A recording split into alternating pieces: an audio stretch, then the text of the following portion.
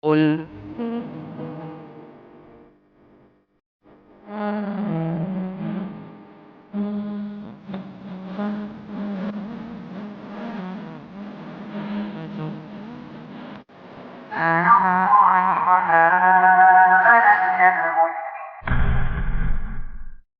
Bismillahirrahmanirrahim.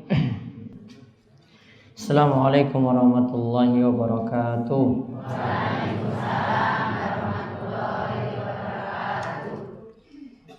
Innal hamdalillah nahmaduhu wa nasta'inuhu wa nastaghfiruh wa na'udzu billahi min shururi anfusina wa min sayyiati a'malina.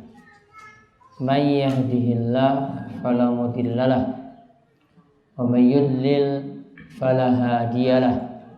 Wa asyhadu an la ilaha illallah wahdahu la syarikalah wa asyhadu anna Muhammadan abduhu wa rasuluh.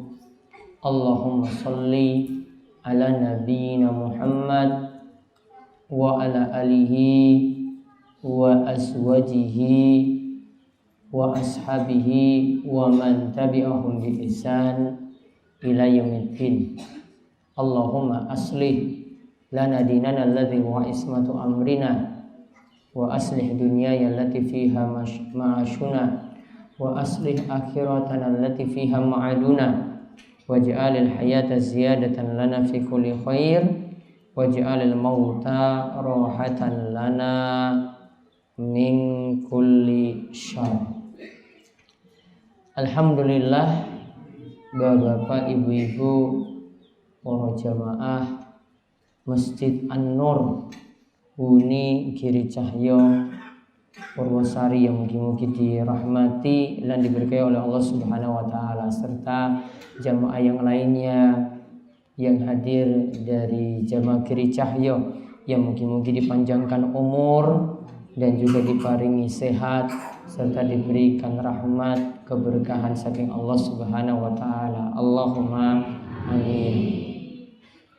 Salawat dan salam semoga tercurah kepada junjungan kita Nabi besar Nabi Agung Muhammad sallallahu alaihi wasallam, pada para sahabat, para tabi'in, para tabi'ut tabi'in, serta para alim ulama yang telah memberikan contoh, suri tauladan, petunjuk, pengajaran yang baik kepada kita sekalian. Mungkin kita juga termasuk di antara umat golongan yang nantinya dapat mengikuti petunjuk Nabi Sallallahu Alaihi Wasallam dan juga petunjuk salafus soleh dari para sahabat, dan mungkin kita senantiasa istiqomah lan mati dalam keadaan Islam. Allahumma amin.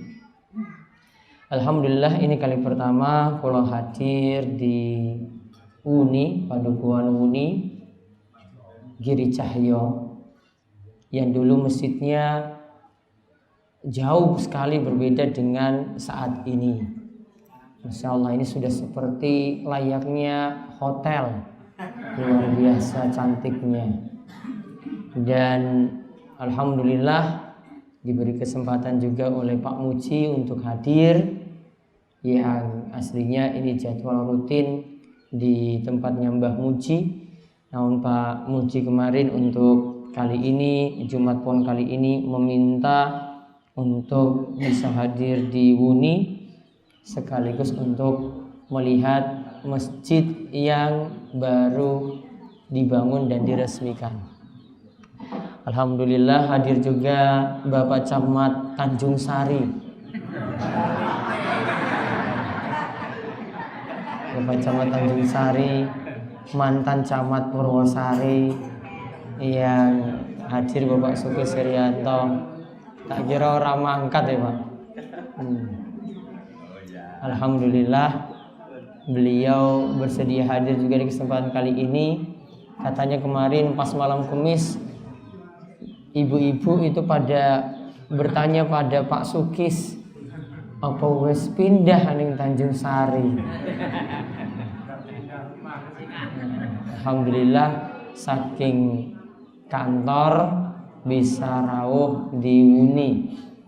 Ini sebagai kunjungan camat apa pripun, Pak? Apa kunjungan selaku komite? Studi banding. Kata beliau di sana nggak semaju Purwosari.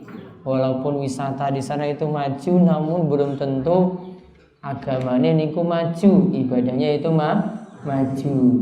Beliau baru sehari saja di sana sudah nggak mendengar azan. Di kantornya sendiri. Ini sama dulu ketika saya KKN di Giri Sekar juga, Pak. Itu pas masuk di KKN itu hari Jumat juga nggak ada sholat Jumat. Nih, buatan wonten sholat Jumat.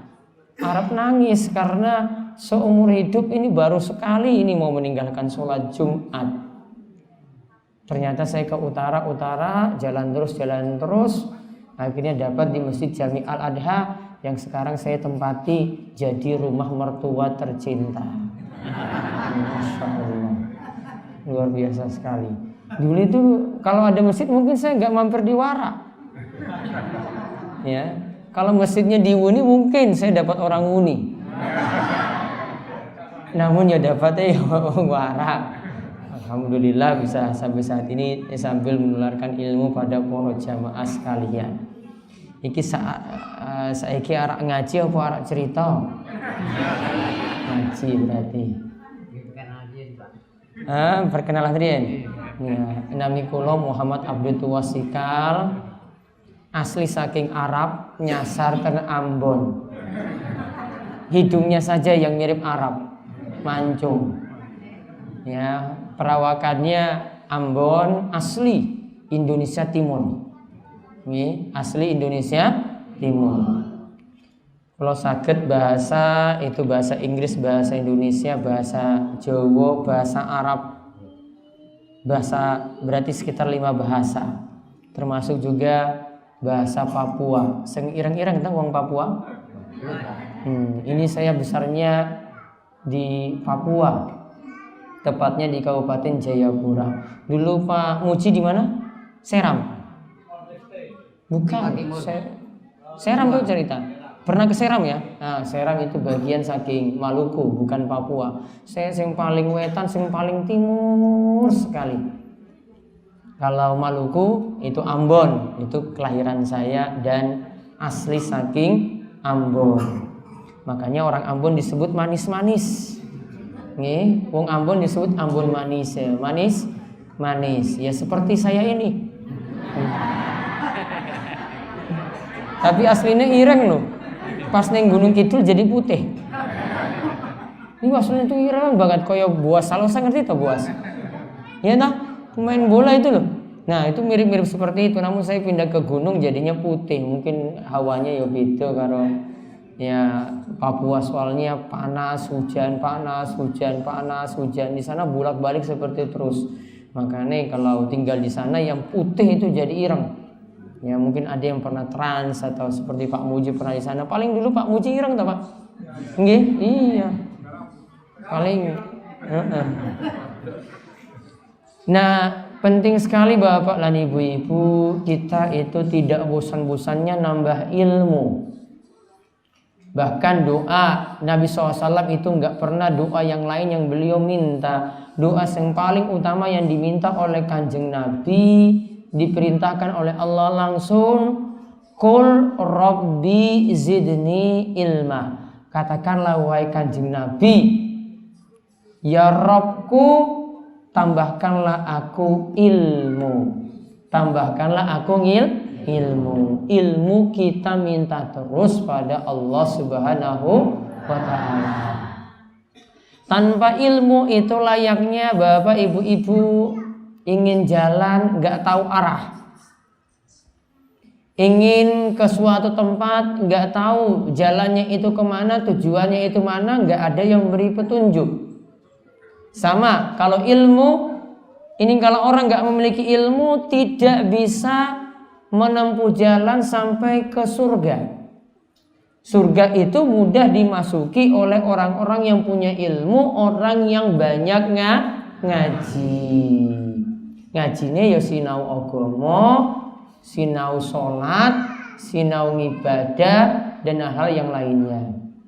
Karena Nabi SAW mengatakan, man salaka tariqan yaltamisu fi ilman sahalallahu bi tariqan ilal jannah. Dalam hadis saking riwayat Imam Muslim dari sahabat Abu Hurairah, siapa yang menempuh jalan, bapak ibu jalan apa numpak truk? Ya, ono sing truk, ono sing mlaku nggih jalan nggih. Siapa yang jalan, termasuk juga yang pakai truk, ada yang pakai motor, ada yang pakai Vario, ada yang pakai FU, ada yang pakai helikopter pesawat. Betul. Apapun kendaraannya, dia tempuh jalan menuju ilmu ngaji. Walaupun nggak ada sembako tadi. Teman-teman sembako nggih? Iya, kapan nanti Jumat Pon berikutnya lagi. Tahun ngarep. Nah, pokoknya nanti kalau ada peluang lagi, mugi-mugi wonten. Pengen sembako apa jilbab? Apa gamis? Oh, dua-duanya. Engkau abot ora iso digawa. Walaupun kita tadi tidak diberi apa-apa, kita niatan ikhlas, ngarap ridho saking Allah Subhanahu wa ta'ala. Dia nempuh jalan menuntut ilmu ngaji, harap ridho Allah, harap ridhani Allah, wajah Allah yang dia ingin dapatkan. Maka Allah akan mudahkan baginya jalan menuju surga. Pengen semua masuk surga? Pengen nggih? Pengen? Pengen juga siap, sudah punya amalan? Sudah punya amalan? Amalannya pun siap? Siap? Iki ora yakin berarti arek lebu surga kok malah orang duwe amalan. Salate wis sempurna lengkap 5 waktu? Separuh-separuh.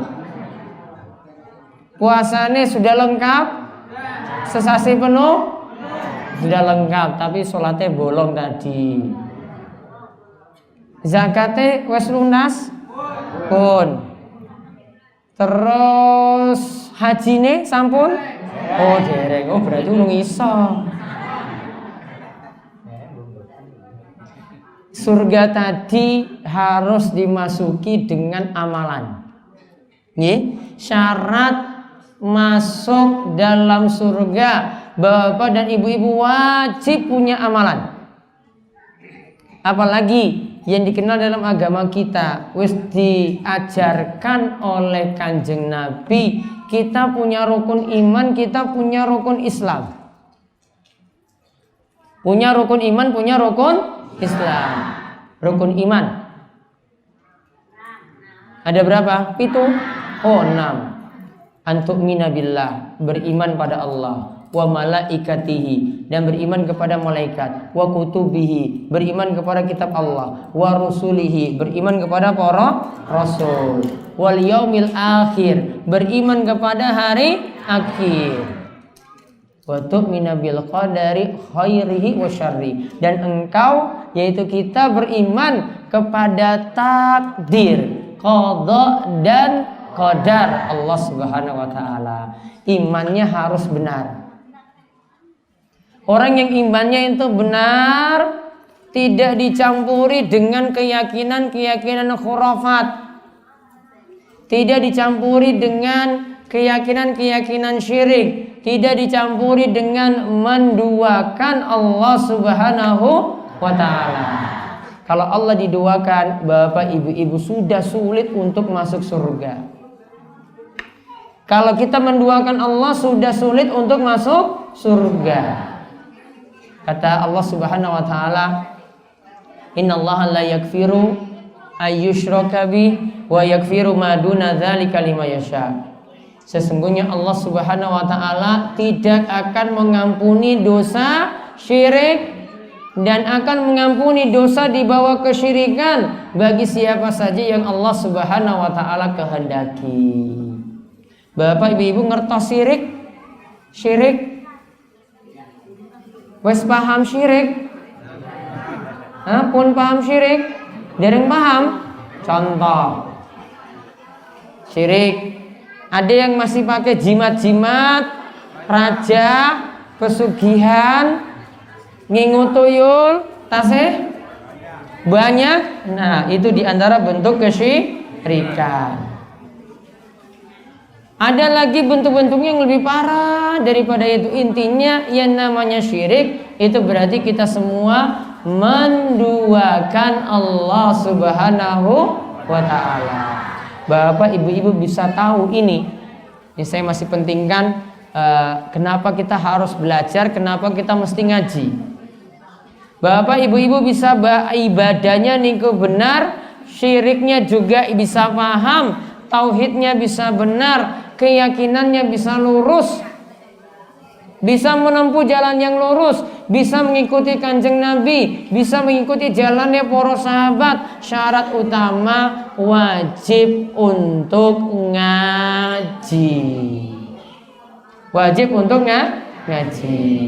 Apalagi di zaman saat ini.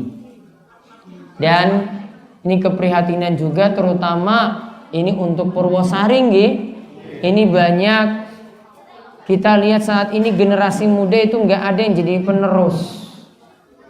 TPA sudah nggak jalan. Kemudian malas sekali warga untuk ngaji.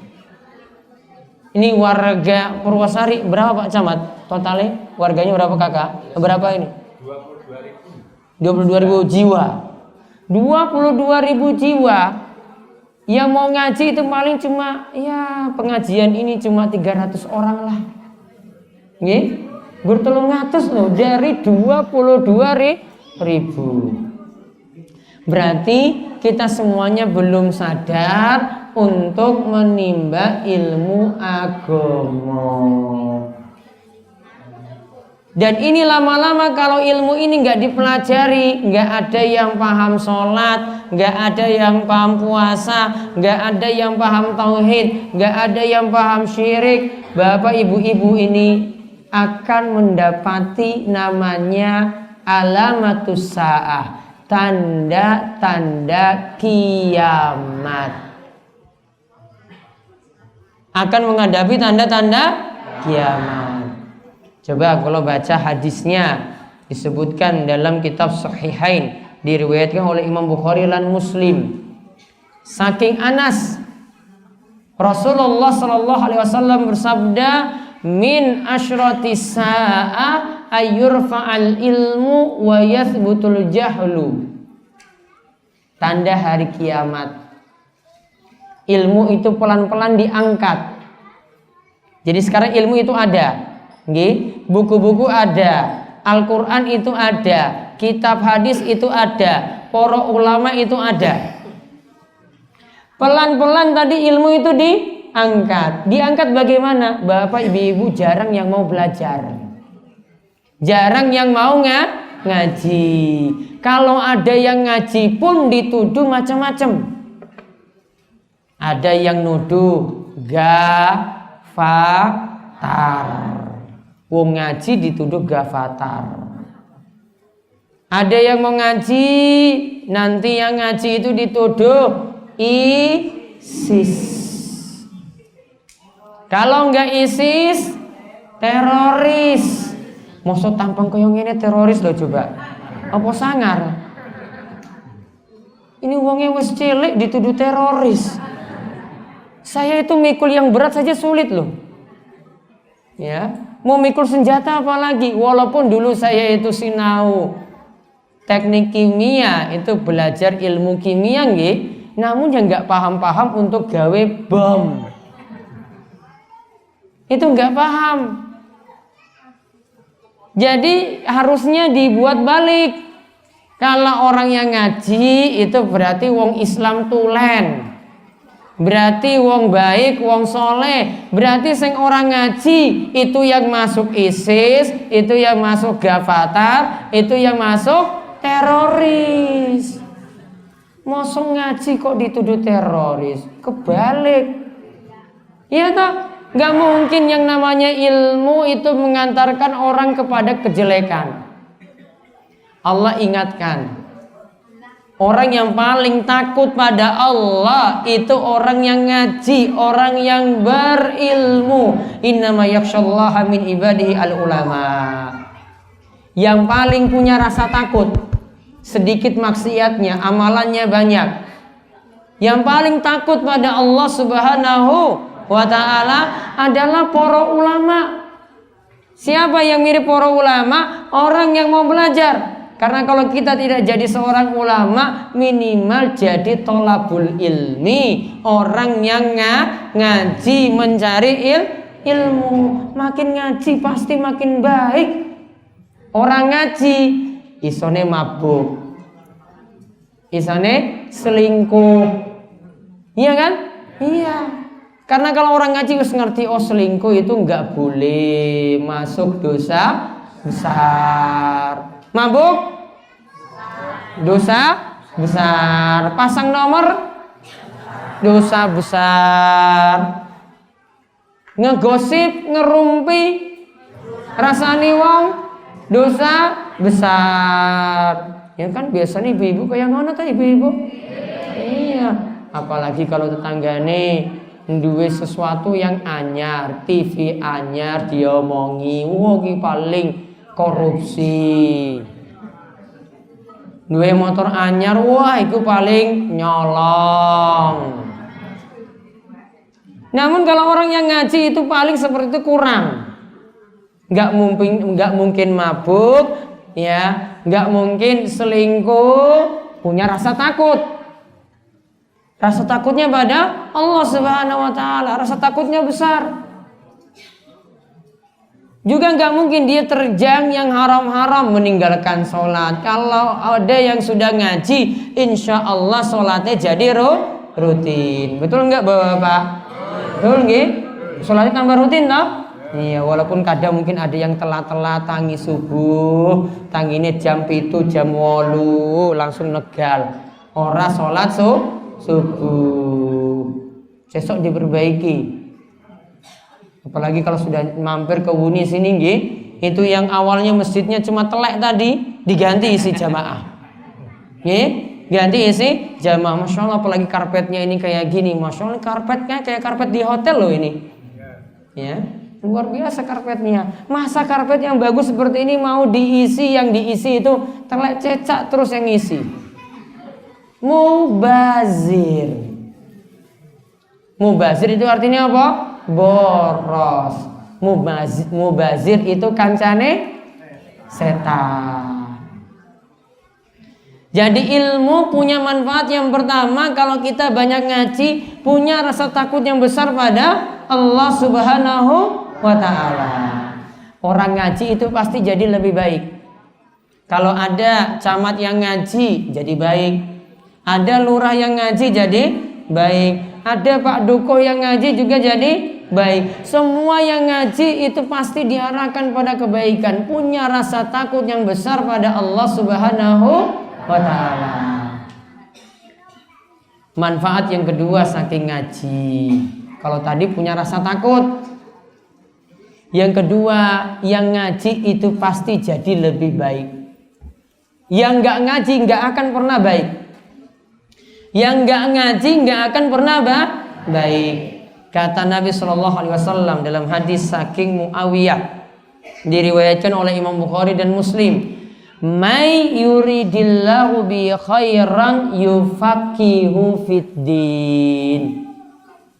Siapa saja yang ingin baik, maka Allah akan memberi petunjuk padanya untuk ngaji. Kata Ibnu Qayyim, dikatakan juga oleh Ibnu Hajar dalam kitabnya Fathul Bari, disebut kalau orang itu tidak ngaji, tidak mau menuntut ilmu, maka yang ada dia tidak akan pernah mendapatkan kebaikan. Namun kalau orang itu ngaji, mau menimba ilmu, Allah akan bimbing dia dalam kebaikan. Urusan bapak ibu-ibu juga nanti akan mudah kalau banyak ngaji. Kalau contohkan, sering dibahas kalau ngisi doa-doa yang manfaat. Ada doa-doa yang juga mengatasi problem-problem hidup. Ini saya punya doa ini. Nanti kapan-kapan kulo bagi nih. Mudah-mudahan nanti ada yang mau nyetak gratis. Ini doanya judulnya 50 doa mengatasi problem hidup. Masalah-masalah hidup insya Allah bisa diatasi dengan doa ini. Apa masalah hidup yang dihadapi warga Purwosari? Apa yang paling abot, yang paling berat? Utang. Insya Allah nanti ada solusinya di sini ini. Pengen bukunya? Ini wonten Arab, wonten Latin, jadi bisa dibaca, tulisannya gede, sepuh-sepuh iki saged maca. Coba. Bisa. Ya nah? Apalagi guru ngaji. Di antaranya apa iki wis hafal apa urung ya kowe lali, kalau lali nggih. Allahumma inni a'udzubika minal ma'sami wal makram. Pun hafal? Dereng hafal? Oh, Masya Allah, itu doa yang paling ampuh, men sesuk utangnya niku lunas, ya Allah. Baik, kula ngulang. Nah ini, doanya sini doa nomor 19. Doa agar terlepas dari lilitan utang. Jadi utang itu kan lilit. Jadi terkekang gitu, koyo diikat terus, mau gerak ya sulit. Ingin makan ya yang enak, ya kayak sini ada gorengan rasanya sudah nggak enak kalau di mulut. Yang ini ada niki lagi bar panen apa pripun? Masya Allah. Ini hasil panennya ingin dirasakan. Wah, kalau punya utang itu rasanya kayak yang enak jadi hambar. Yang aslinya kita makan daging rasanya cuma kayak tempe saja. Makanya dikatakan utang itu berat. Maka Nabi itu mengajarkan pada sahabat, ini kowe moco pas lagi sholat. Nih, pas lagi sholat. Ingin tak ulang ini? Tak tonton? Ya, mugi-mugi utangnya cepat lunas. Ini harus pulang ini, mudah-mudahan diamalkan. Jumat pon berikutnya mudah-mudahan utang warga Wuni, Giri Cahyo sekitarnya itu bukan lunas, kurang. Ya, kalau lunas aku ora jamin. Ya. Allahumma inni Allahumma inni Allahumma inni Allahumma inni a'udzubika a'udzubika a'udzubika minal ma'sami minal ma'sami minal ma'sami wal maghram wal maghram wal maghram wal maghram Allahumma inni a'udzu bika minal ma'sami wal maghram Allahumma inni a'udzu bika minal ma'sami wal maghram Allahumma inni a'udzu bika minal ma'sami wal maghram Allahumma inni a'udzu bika minal ma'sami wal maghram Allahumma inni a'udzu bika minal ma'sami wal maghram. Allahumma inni a'udzu bika minal ma'sami wal maghram. Diulang sesarengan sampai ping 10 men hafal. Nggih? 1 2 3. Allahumma inni a'udzu bika minal ma'sami wal maghram. Allahumma inni a'udzu bika minal ma'sami wal maghram. Allahumma inni a'udzu bika minal ma'sami wal maghram. Allahumma inni a'udzu bika minal ma'sami wal maghram. Allahumma inni a'udzu bika minal ma'sami wal maghram. Allahumma inni a'udzu bika minal ma'sami wal maghram. Allahumma inni a'udzu bika minal ma'sami wal maghram. Allahumma inni a'udzu bika minal ma'sami wal maghram. Allahumma inni a'udzu bika minal ma'sami wal maghram. Allahumma inni a'udzu bika minal ma'sami wal maghram.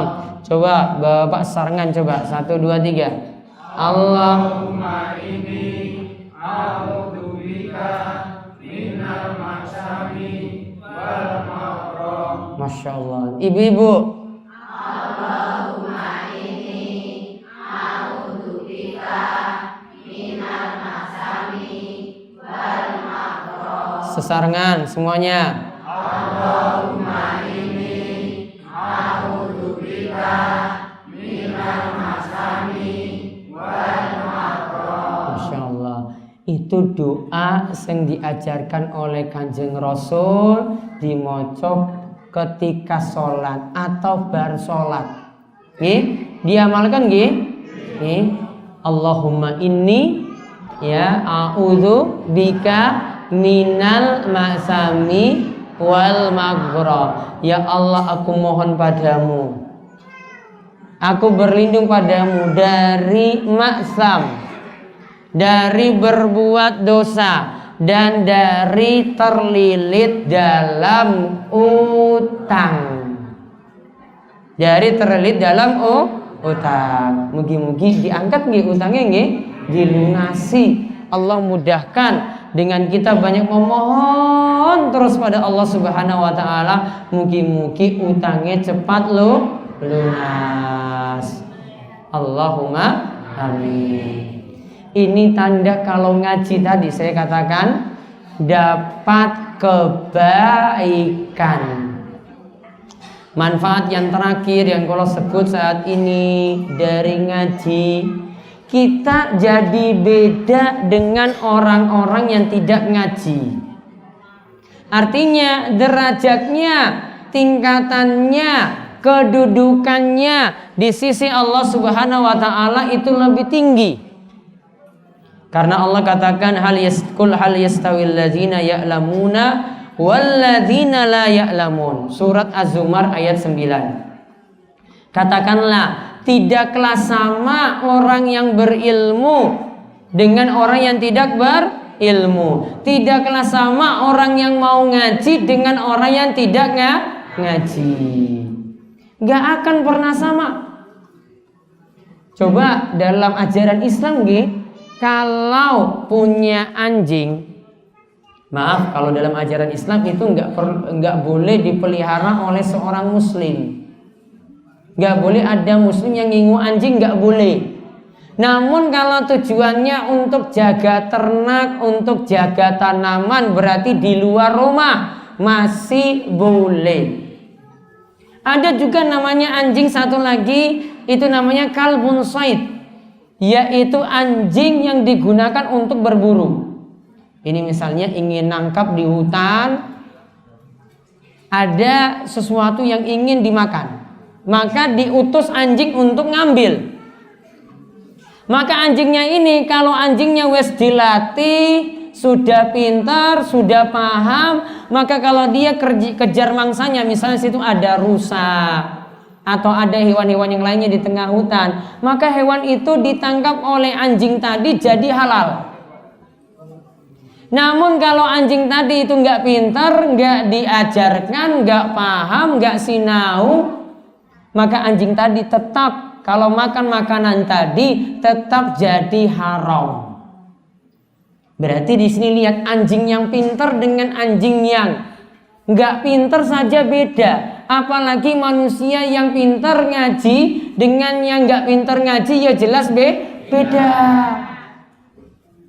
Orang yang mau ngaji, nambah ilmu terus, ibadahnya diperbaiki, pasti dia akan lebih baik daripada orang yang tidak ngaji. Coba lihat sholatnya, mulai dari sholatnya dia perbaiki. Gerakan-gerakan sholatnya juga, kalau guru ngajinya itu ngajarnya benar, sesuai dengan tuntunan Kanjeng Nabi, maka ibadahnya ini makin mudah diterima. Coba bapak ibu-ibu saat sholat kita pandangannya ke depan, ke atas, atau ke tempat sujud. Iki kalau ngadeg sholat gini, apa gini?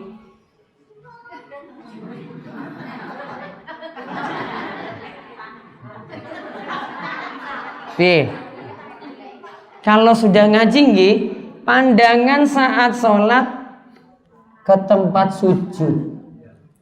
Pandangannya ke bawah, enggak kemana-mana. Bismillahirrahmanirrahim. Lebih khusyuk, lebih khusyuk. Coba kalau pandangannya ke sini, wah dikit telek cecae gitu.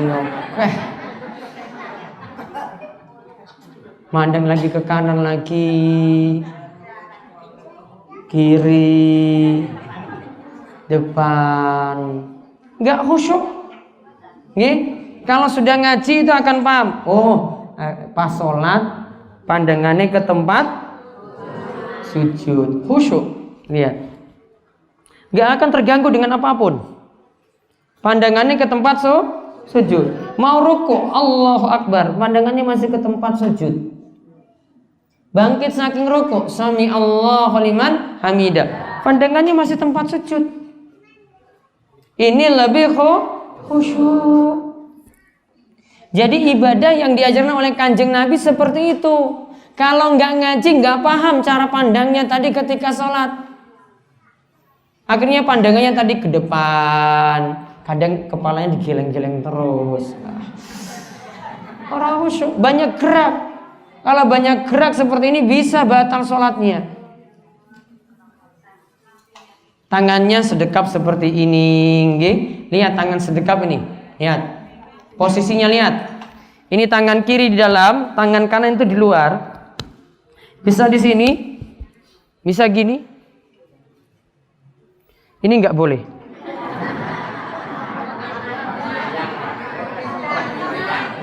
Iki meriang atau jadi bodyguardnya Pak Camat ini.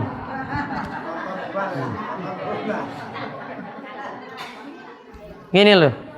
Niki, niki. Niki sing sesuai tunan. Sedekapnya saja mesti lihat tuntunan saking Kanjeng Nabi. Ada lagi seperti ini, satu lagi ini kata Parjo, lihat. Ada lagi gini.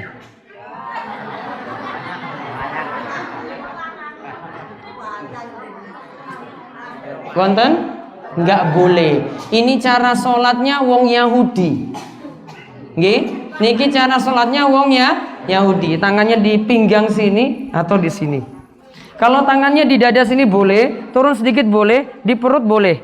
Ya, di perut boleh. Yang penting jangan sampai ke bawah lagi. Bahaya. Ini sedekap saja Nabi SAW sudah ajarkan. Ajarannya wes jelas. Ada dalam hadis-hadis yang menyebutkan hal ini. Saya punya buku juga, nanti ada buku juga cara sholat Nabi persis seperti yang Kanjeng Nabi ajarkan. Detail sekali, rinci sekali seperti Kanjeng Nabi ajarkan. Ini baru tadi cara pandang, cara sedekah. Belum yang lainnya masih banyak. Kita kadang ketika sujud, mohon maaf, ibu-ibu sujud hidungnya ini nempel atau enggak? Sah berarti. Ada yang enggak mau nempel hidungnya loh. Katanya saking peseknya nanti tambah pesek. Ada lagi tangan. Coba lihat, ini tangan juga sudah diajarkan oleh Kanjeng Nabi. Yang gerakan yang boleh gini. Allahu Akbar, sejajar pundak. Niki, pundak nggih? Atau sejajar telinga? Allahu Akbar, enggak mesti di telinganya, ngene. Nah. Atau antara pundak dan telinga. Yang enggak boleh di bawah.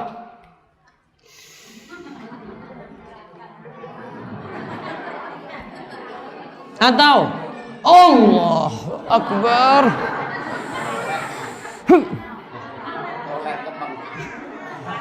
Allahu Akbar. Gak boleh.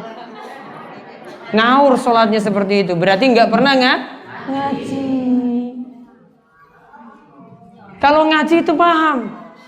Diajarkan detail rinci seperti tadi.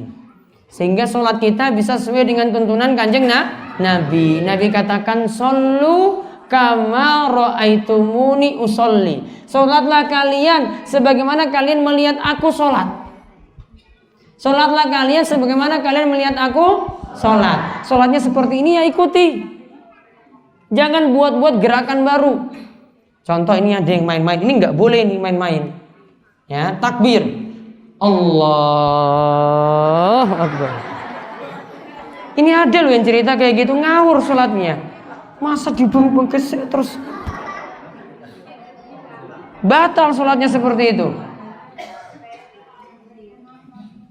Ya, santai biasa. Allahu Akbar, Allahu Akbar. Ini sesuai dengan tuntunan. Ada cara ruku, ada cara sujud.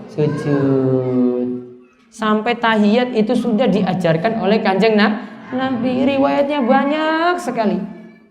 Kita itu yang kadang gak pernah ngaji, yang nanti lihat orang yang sholatnya sudah seperti tuntunan, malah kita katakan, wah ini wong sesat ini, ada apa cara sholatnya seperti itu? Padahal cara sholat kita yang keliru. Karena kita sendiri gak pernah ngaji. Maka tadi Allah katakan, Qul hal yastawil ladzina ya'lamuna wal ladzina la ya'lamun. Orang yang berilmu dengan orang yang tidak berilmu itu tidak sama. Orang yang ngaji dengan orang yang tidak ngaji itu tidak sama. Beda. Contoh saja. Dokter. Kalau saya ini bukan dokter. Saya beritahu, oh ini obat kalau sakit gigi cukup minum air putih. Dokter katakan enggak. Nah, dokter katakan kalau punya sakit gigi di sini pakai air garam. Kira-kira mau yang diikuti pendapat saya yang bukan dokter ataukah yang tadi dokter? Ya dokter punya ahli. Maka kalau mau ngikuti juga orang yang punya ilmu agama, bukan orang yang pintar ngomong. Karena ada orang yang cuma pintar ceramah saja. Bapak ibu-ibu terus di ngelawak terus dari awal sampai akhir. Ilmunya apa? Pokoknya gayeng. Terus 2 jam tadi duduk situ ngapain? Oh pokoknya gayeng, Ustadz itu gayeng sekali, tambah cakep. Wes, ilmunya nggak ada.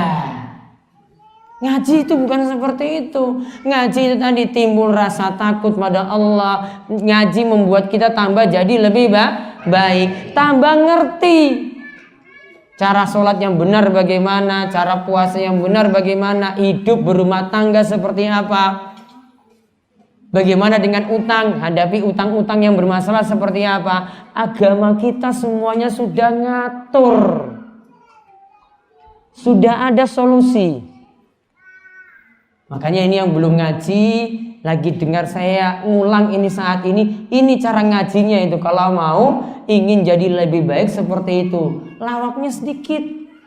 Kira-kira selama ngaji di warak tambah ilmu, tambah rusak? Tambah ilmu. Walaupun hujan-hujanan gitu. Iya. Yang penting tambah ilmu. Masya Allah itu banyak loh yang nonton video bapak ibu-ibu.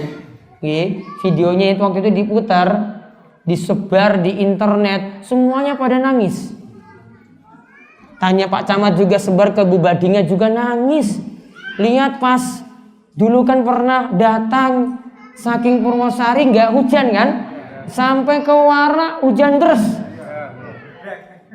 pulang tambah deras lagi. Wah itu direkam, pas direkam kemudian dibuat video singkat 5 menit disebar. Yang nonton tuh nangis semuanya. Karena yang ngaji itu wong desa cuma numpak truk, numpak mobil pesek, kehujanan cuma senyum-senyum gitu. Itu yang mereka heran. Kok iki malah senyum? Ya Allah, iya senang banget tuh mereka nonton itu. Ya.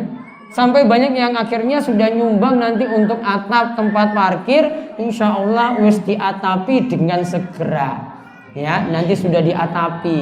Ya, namun mohon maaf orang ono AC-ne gur atap tok. Enggak pakai tembok, enggak pakai ini. Wong itu danane wae habis 400-an juta. 400 juta. Alhamdulillah sudah diatasi. Nih, dananya dari mana? Ya bukan dari teroris. Ya, dananya dari mana? Itu wong muslim. Wong Indonesia semuanya, asli Indonesia.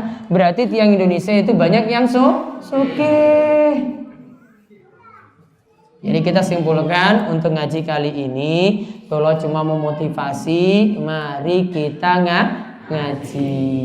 Ngaji terus. Jangan patah semangat walaupun wis sepuh loh. Sepuh terus ngaji. Ya, karena kita nggak ada jaminan yang muda bisa hidup panjang, yang tua bisa hidup panjang, nggak ada jaminan.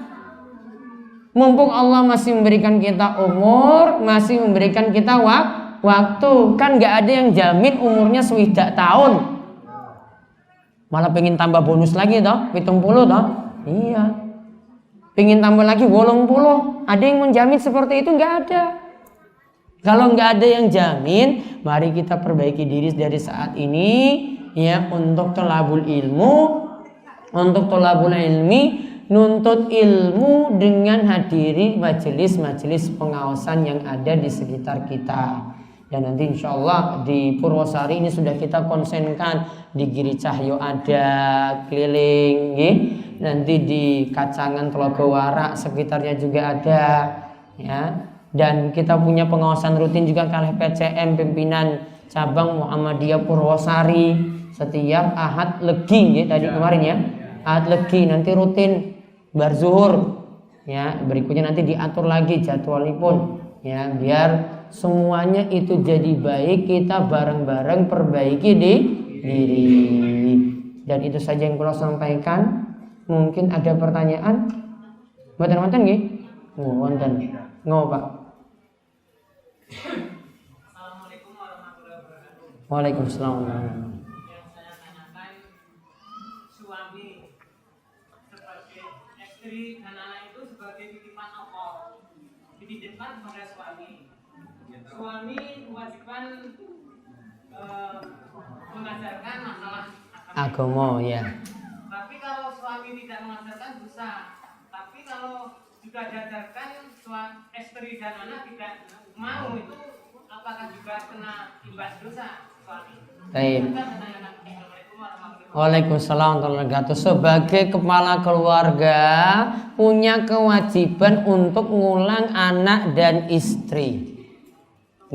Itu punya kewajiban karena bapak-bapak itu sebagai imam di rumah. Imam itu jadi pemimpin, diikuti oleh yang di belakang. Kalau imamnya benar ya berarti yang belakang jadi benar. Kalau imam yang salah, belakangnya juga ikut salah. Namun kalau seorang suami ini tidak punya ilmu sehingga nggak bisa ngulang anak dan istri, maka serahkan kepada yang bisa ngulang sambil suami belajar bareng-bareng dengan anak dan istri. Kalau yakin di sini bapak-bapak ada yang belum bisa baca Quran. Konten apa mboten? Banyak. Ya. Maka kalau anak istri belum bisa maca Quran, suami juga sebagai kepala keluarga, mari bareng-bareng sinau Quran. Dirinya nggak bisa ngulang ya belajar. Anaknya juga diajak, istri juga diajak. Kalau nggak mau, yang penting sudah diajak. Urusan dia dengan Allah nanti kalau nggak mau ngikut. Yang penting jenengan itu ingatkan, terus ingatkan, terus ingatkan. Jangan berhenti ingatkan. Kalau sekarang belum mau diajak lagi. Kalau sekarang belum sholat, diajak untuk sholat. 5 hari lagi belum sholat juga, ngajak lagi. Nggak pernah bosan. Apalagi ini masalah kita dengan anak dan istri. Karena Allah katakan, ya ayyuhalladzina amanu, wahai orang-orang yang beriman, jagalah anfusakum, diri kalian, wa ahlikum naro, dan keluarga kalian dari api neraka. Maka benar-benar kita jaga. Jaganya bagaimana? Kita bekali anak istri ilmu agama. Kalau kita kurang, kita juga sambil belajar. Kalau kita sudah ingatkan nggak mau, sudah itu jadi urusan anak pada Allah, istri pada Allah. Yang penting harus ingatkan terus. Pun, ya, wonten malih tunggal. Pak Muci, monggo. Waalaikumsalam warahmatullahi wabarakatuh. Beberapa tahun yang lalu kan ada musafir dari masjid ke masjid, malam dari masjid ke masjid, termasuk kemarin itu juga di sini ada 13 orang. Kita sama-sama umat Islam kadang-kadang a priori atau terlalu paranoid, sehingga ada beberapa masjid yang tidak boleh ditempati. Tapi kami kan berpositif thinking istilahnya, sehingga di tempat kami, bahkan kita sebagai takmir kan bisa memantau kegiatan apa dan ajaran apa, ya, termasuk demikian. Sebab sesama orang Islam, saya kasihan sama Islam, apalagi kita takmir kok menolak orang yang kita positif thinking saja semacam itu. Jadi bagaimana sikap kita selaku takmir, Ustaz? Jadi jangan sampai kita sesama orang Islam, bahkan itu benar-benar orang yang sholat dan sebagainya, soal azan saya nggak tahu. Yang penting kalau saya sebagai takmir, saya imam, di situ juga mempersilahkan imam. Semacam itu Ustaz, yang pertama itu bagaimana fenomena semacam itu. Nah, sebenarnya tadi saya suruh pengajian ini 13 orang itu, tapi karena nggak enak Pak, saya nanti kalau banyak orang nanti malah sehingga sudah pergi duluan, datanya mau pergi besok. Nah, itu juga jamaah, ada jamaah kita dia di barat, ada yang pertama Ustaz. Yang kedua, kita punya ternak lele dan ayam Ustaz. Nah kemudian kalau ayam itu ada ternak ayam ada yang mati. Terus dikasih pakan untuk lelenya tadi. Pas ayamnya mati jadi pakan untuk lelenya jadi haram. Kenapa jadi haram? Ini disebut dalam hadis dengan hewan jalalah. Jalalah itu kata Nabi, Rasul larang makan hewan jalalah. Jalalah itu apa? Yang biasanya makan najis. Najis itu tadi bangkai itu masuk najis. Jadi tidak boleh. Lelenya bisa dimakan gimana? Dipindah tempat dulu, di tempat yang steril, tempat yang normal, bersih. baru diberi pakan biasa sampai perutnya bersih, baru boleh dimakan lagi. Lele nggak boleh seperti itu. Kadang ditaruh di septic tank, ya kan? Ya, nggak boleh. Lelenya jadi haram, masuk hewan jalalah. Kemudian yang pertama tadi, yang penting jenengan itu sudah ajak untuk ngaji. Kita juga selaku takmir ngajak jamaah untuk ngaji. Kalau nggak mau ya sudah, urusan dia dengan Allah. Di sini ada rois, ada takmir juga ngajak tetangga, ngajak jamaahnya untuk ngaji. Kalau nggak mau ngaji nggak usah dipaksa. Islam itu nggak memaksa. La ikraha fid din. Tidak ada paksaan dalam agama Islam. Namun kalau ini, prinsipnya memang seperti itu. Senangnya berarti keliling-keliling. Ya diajak ngaji nggak mau. Ya, kalau senangnya keliling-keliling seperti itu, jenengan harus punya otoritas untuk bisa melarang ataukah tidak. Lihat manfaatnya apa. Lihat manfaatnya itu apa. Kalau ada perubahan monggo. Namun kalau yang diajarkan itu nggak benar, tolong ditimbang-timbang. Ya, tolong ditimbang-timbang. Walaupun itu muslim belum tentu bisa ajarkan yang benar. Rujukannya lihat, ngaji Al-Quran, rujukannya pakai hadis, hadisnya apa dulu? Ya, karena hadis nggak boleh sembarangan disampaikan. Al-Quran juga harus dengan pemahaman yang benar. Ya, jadi harus selektif. Guru itu harus milih-milih. Ustadz itu harus dipilih-pilih. Kiainya juga harus milih-milih. Nggak boleh milih sembarang orang untuk dapat ilmu. Kalau jenengan milih sembarang orang, kalau yang ngajar itu sesat ajarannya, ya ikut sesat. Jadi pilih. Gampangannya lihat rujukannya itu apa. Setelah itu lihat hadisnya yang dia pakai itu hadis bagaimana. Apakah dari rujukan-rujukan saking para ulama? Nah tadi yang kalau saya sebut hadis riwayat Muslim, hadis riwayat Bukhari dan Muslim. Semuanya wonten rujukan. Mau dicek juga bisa. Nah kalau dari kitabnya sudah bermasalah, kalau sarankan ditimbang-timbang. Pak Muhyiddin timbang-timbang selektif.